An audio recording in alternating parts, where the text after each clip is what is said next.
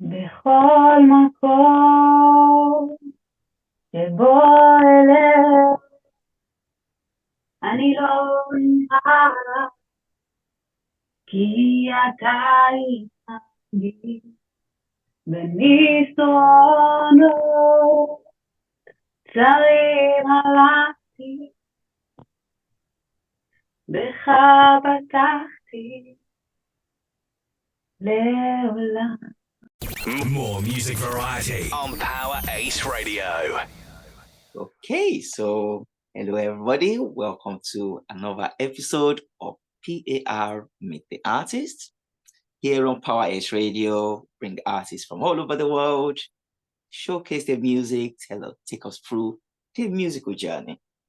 And today I will get my guests to introduce yourself, please. Tell us where you're from, you're musicians, or tell us what you do, and your name, obviously. Okay. So thank you for your invitation. I'm happy to be here. My name is Laor Lev Ari. Laor means light for her and light for God in Hebrew. I'm from Israel. And I'm a voice artist and a musician. And I work also with healing music. I instruct sound healing music and voice journeys. I work with women and teens, especially from Israel, but also from around the world, wherever I am when I'm traveling.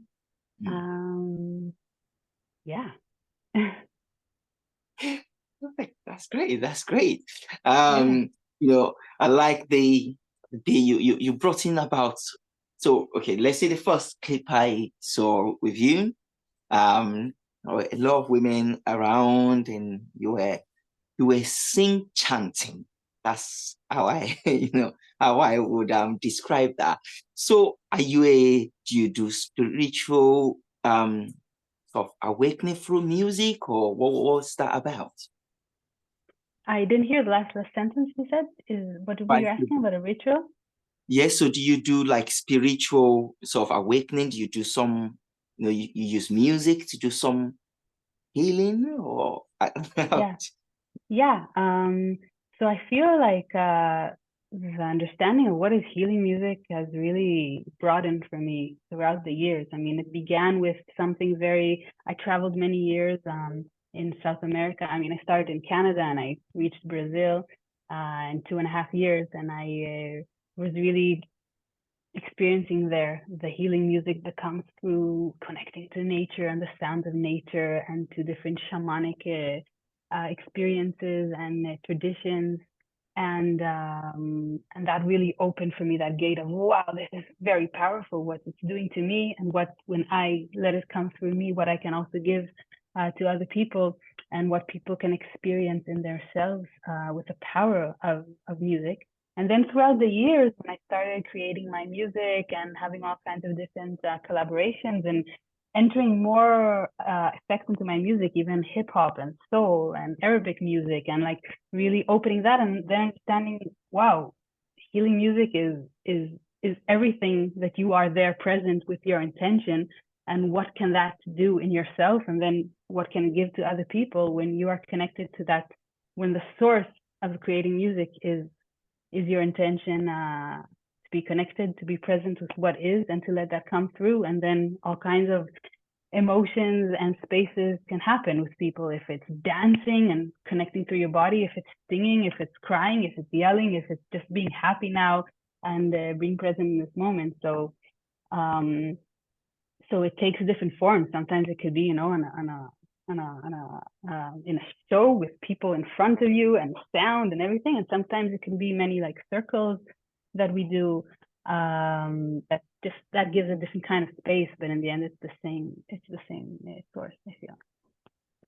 Wow, guys, that's really, really cool, because they have been dealing with music for God knows how many years, but I've never really thought about it in like such of a kind of like it heals you, makes you happy, you use different emotions. But no, actually, I've never thought about it as actually using it to heal yourself. So that's a really good take. So when I saw that, I was like, this is very interesting.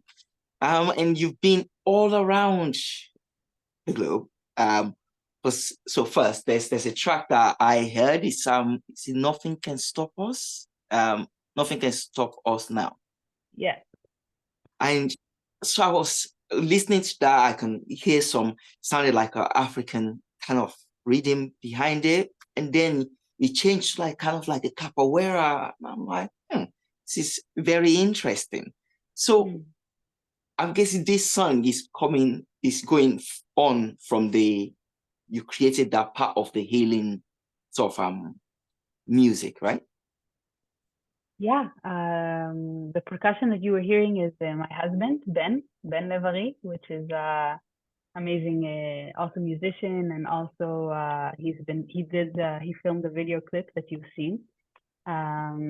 That was it was a very community project. I mean, if you've seen the video, then it's many women of my community in a space that we used to meet there for different circles and different lessons. And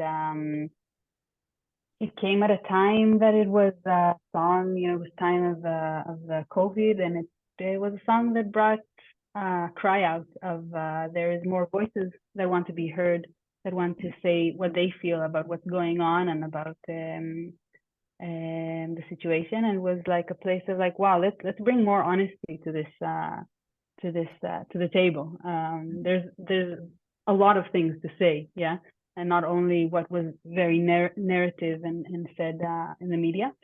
And actually, it was amazing because the video clip really created like a scene that was very real from our life. We meet all the women, and we go into the space, and there was dancing and singing, and also bringing the pain of that time, and also bringing the hope. And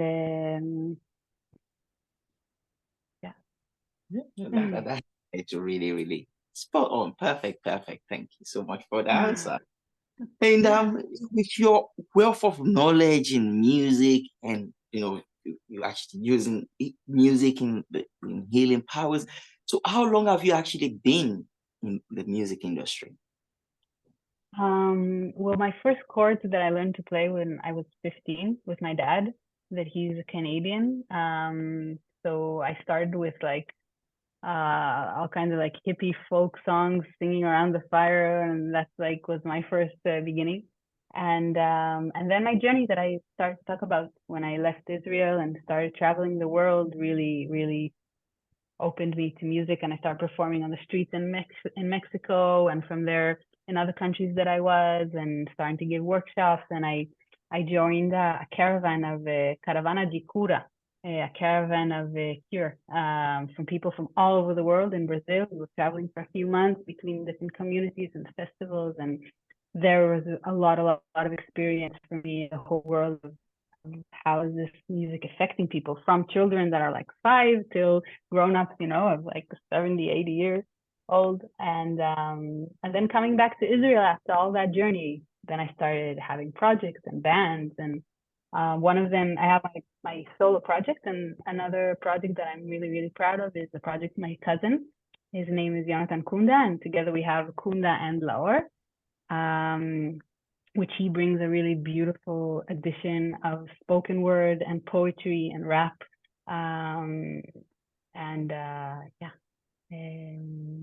So together we've been doing a lot of things, performances, spoken word plays, all kinds of really interesting things.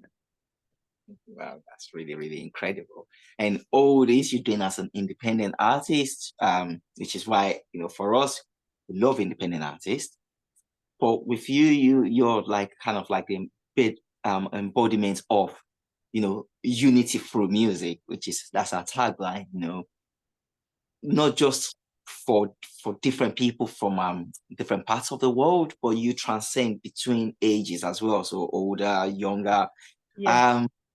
So is this all this influence? So I'm guessing it's your family.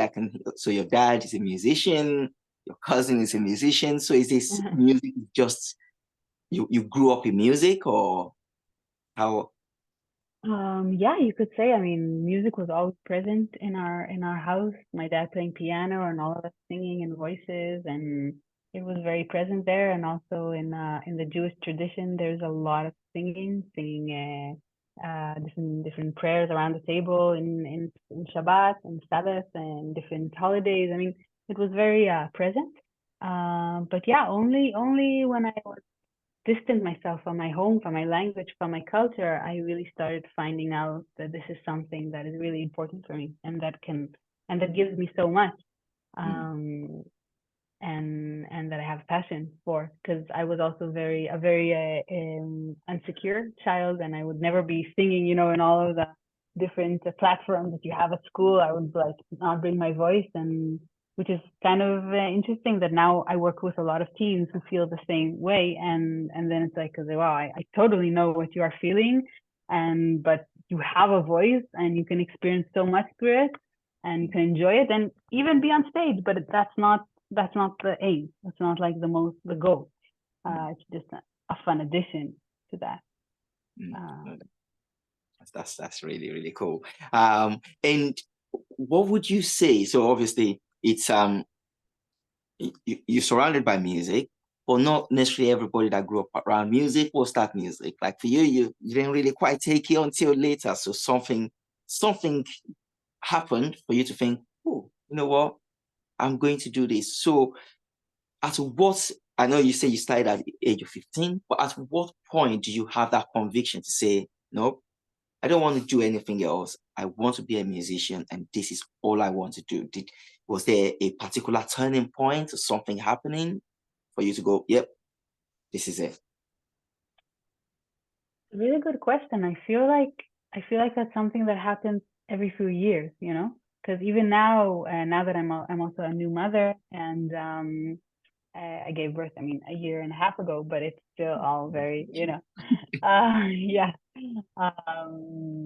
And I feel that every few years, that's a question of like, to be honest, to like, is that a passion? Is now what you are feeling is the way? I mean, there can be all kinds of ways to express music and to express your voice.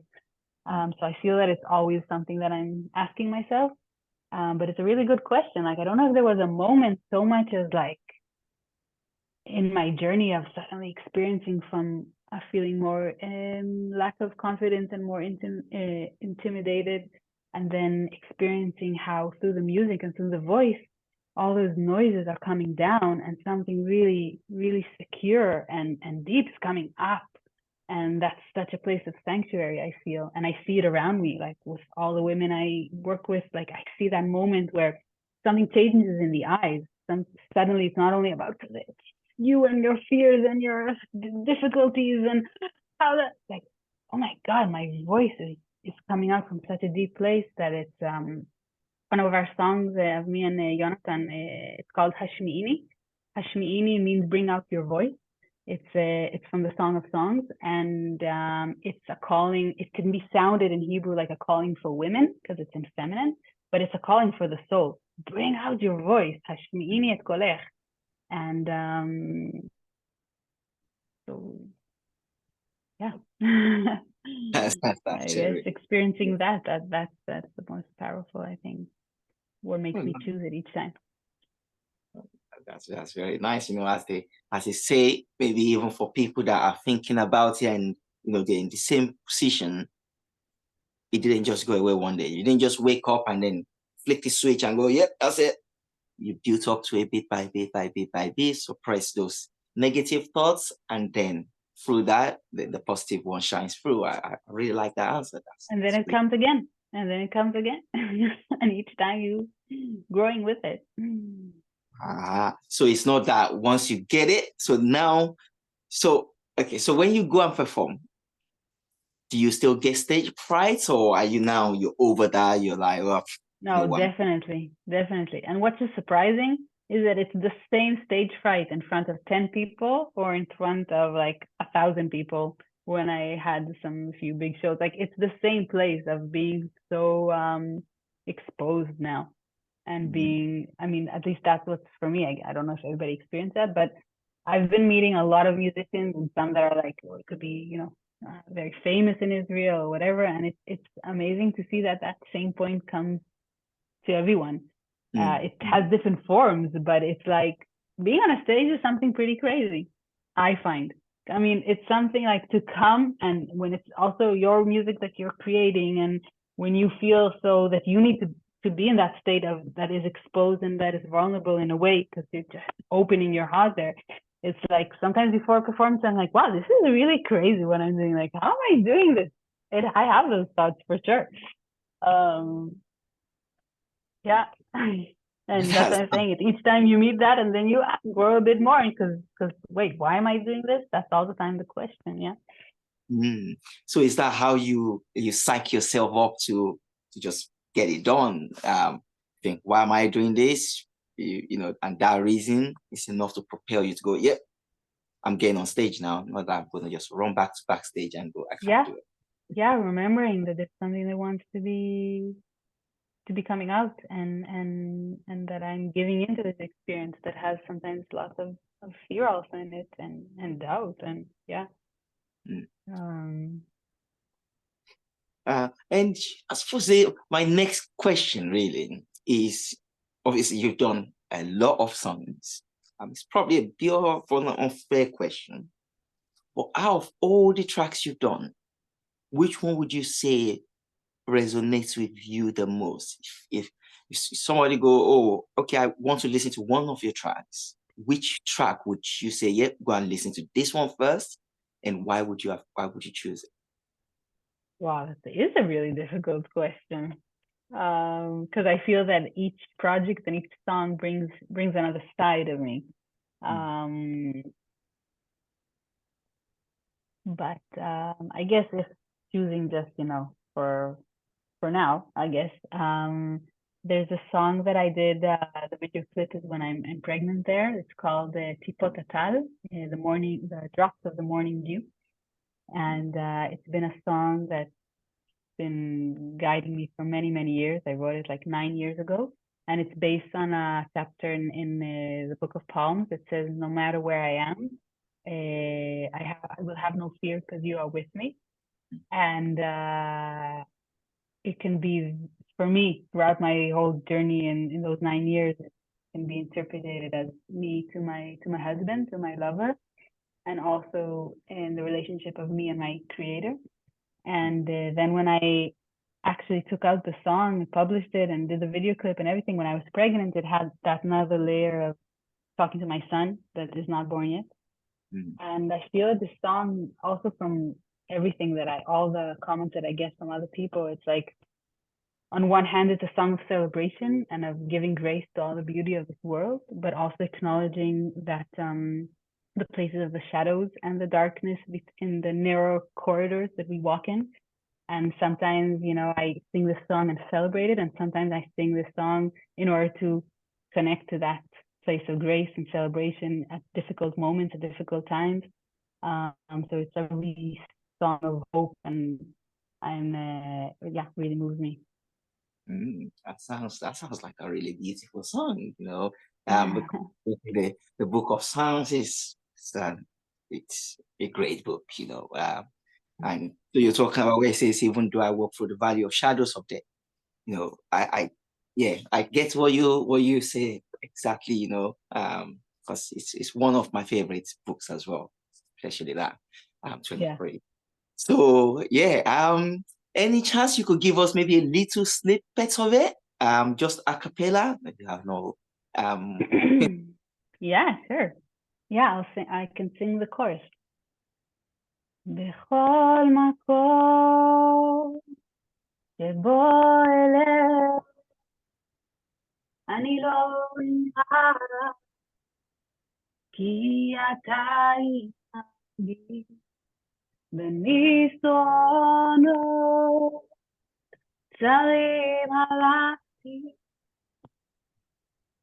בך בטחתי לעולם.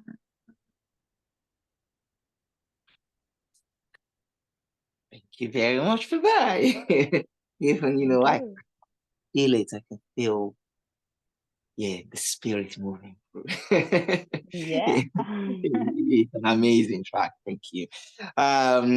So, and we'll talk about tracks, talk about, spiritual side of things, about all these different projects, where can we go and find you? What are your social handles? Do you social media? Do you have a website? Where can we find all this great stuff? Well, on YouTube, there's a lot of music. You can write Laor Lev Ari or Kunda and Laor, and Spotify the same. And except for that, I mean, this last few months I've been less in the media. It's been too much. But on Facebook and Instagram, totally. Super. And Laor is spelled Laor. Yeah. And Lev Ari is Lev and then Ari. Perfect. ARR. All of that will be displayed so we can see what we're talking about. Yeah. So let's digress away from music a little bit. One of my favorite questions. I like talking about food. So if there was a dish from anywhere in the world, it's good you're well traveled, so I'm sure you know a lot of this. If there's one dish that will represent you as a person, you with your music, with everything you represent, what dish would it be, and what sort of ingredients will make it you? Like, why? Wow, interesting question. Where did that come from? What is your dish? I'm interested. If you want sharing afterwards. I have an answer actually. It came to me now. I would say a buckwheat pizza with cashew cheese that we make. We very much appreciate the buckwheat here in our house.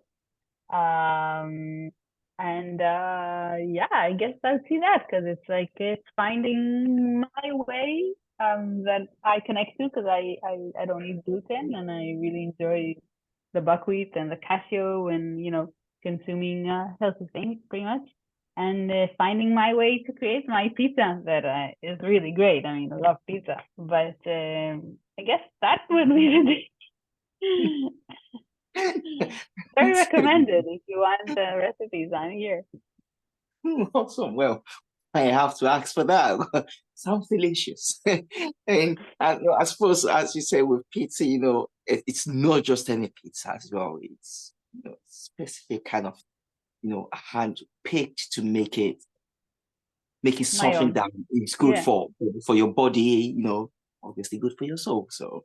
Oh, that's great. I like that. So you eat pizza. Yeah. I like that. Buckwheat pizza, yeah. And in that light again, a second random question. So I know we're all animals, but what would you say is your spirit animal, and why?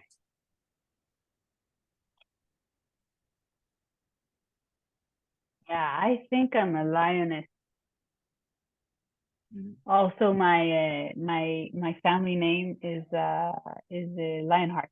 Lev Ari is and my son was also born at how do you say, astrology wise, he's a lion as well. We are just a family of lions. That's what I've grown to understand. Yeah. Oh, so you're go getter, kind of get what you want, king of the jungle, like that. In my way, And yeah.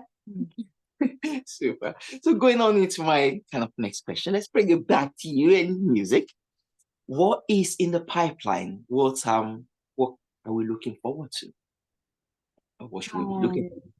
Well, actually, me and Kunda, my cousin, we are working. It was delayed now, but we are working on a new EP of a few new songs, so that's coming up.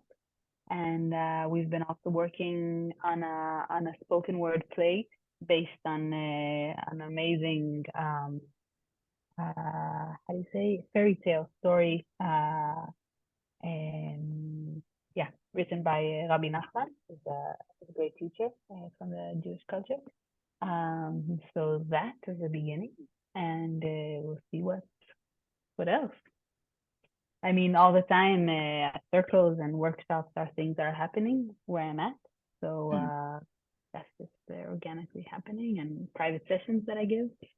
And I'm ready to be surprised in a good way for more interesting things. It's 2024. Yeah. No, I know they say that every year, but I really have a good feeling about this year. So Wow, yeah. I hope. And kind of as we're kind of wrapping up, this question is kind of in two parts, because there are people that have known you from a long time, they've been supporting you. What would you like to say to them? And the second part is for the new people that are finding you through P.A.R Radio, through the other affiliates, what would you like to say to them? First of all, the most rewarding part I feel as a musician is to hear when people write me what it made them feel, the music, because that's the whole point. I mean, being able to touch someone's heart and for him to go through whatever he's going through and be spoiled by that music, that's the best thing. So thank you for writing me and for telling me, and I feel very honored too. And whoever is about to get to know or will get to know, I wish that it will touch your heart and take you to whatever feelings and emotions and experiences that that you need to feel, and that could help and support and bring some light.